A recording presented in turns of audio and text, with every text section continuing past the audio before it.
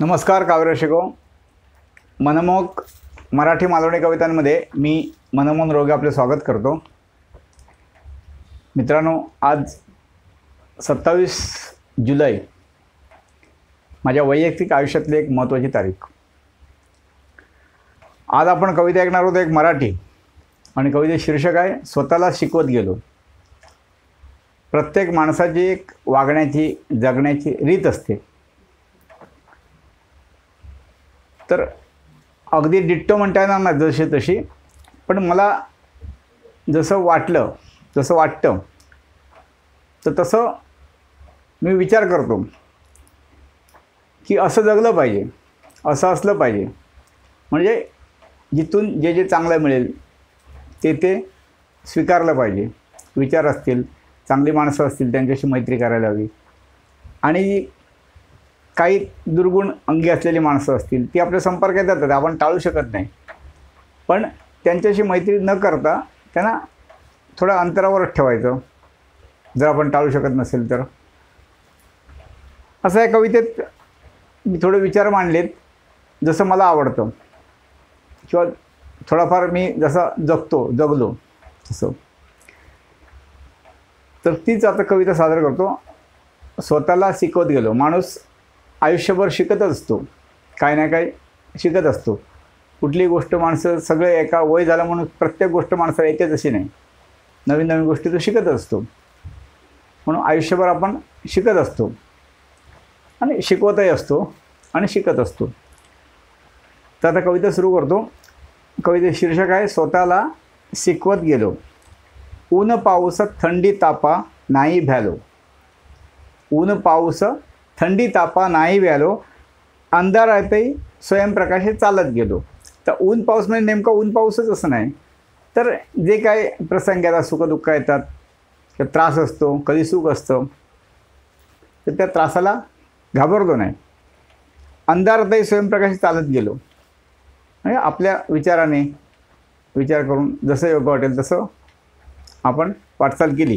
हे ऊन पाऊस थंडी तापा नाही भ्यालो, अंधारातही स्वयंप्रकाशे चालत गेलो, सुखदुःख समान मानून रिचवत गेलो।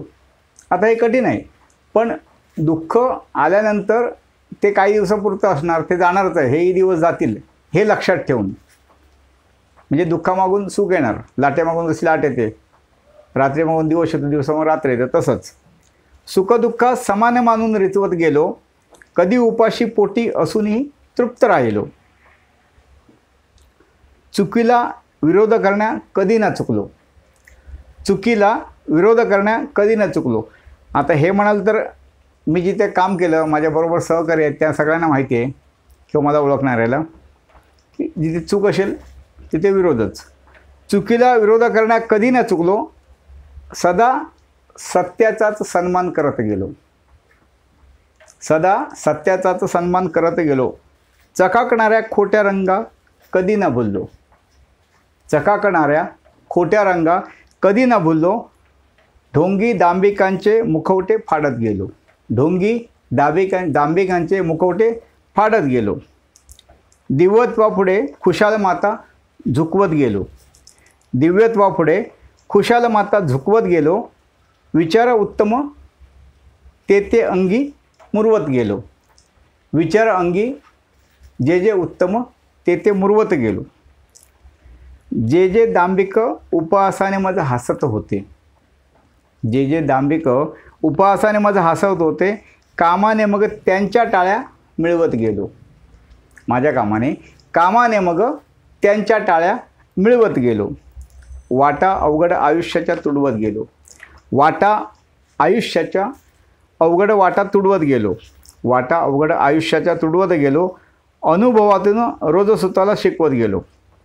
जे काय कठीण प्रसंग आले, आता सगळ्यांवरच येतात, माझ्यावर आले असंच नाही, पण निराश न होता किंवा तेव्हा हतबल न होता त्यातून वाटचाल करायची असते, मार्ग पुढे पादाक्रांत करायचा असतो। वाटा अवघड आयुष्याच्या तुडवत गेलो, अनुभवातून रोज स्वतःला शिकवत गेलो। अनुभवातून रोज स्वतःला शिकवत गेलो। धन्यवाद मित्रांनो। कविता आवडली तर लाईक कमेंट करा। तुमचे काय अनुभव असतील आयुष्यातले सुखदुःखाचे तर ते कमेंटमध्ये लिहा. आणि कोण चॅनलला नवीन असेल किंवा कोणाचं राहिलं असेल तर चॅनल सबस्क्राईब करा. आणि आता परत भेटू एक मस्त मालवणी कविता घेऊन 2 ऑगस्टला. धन्यवाद.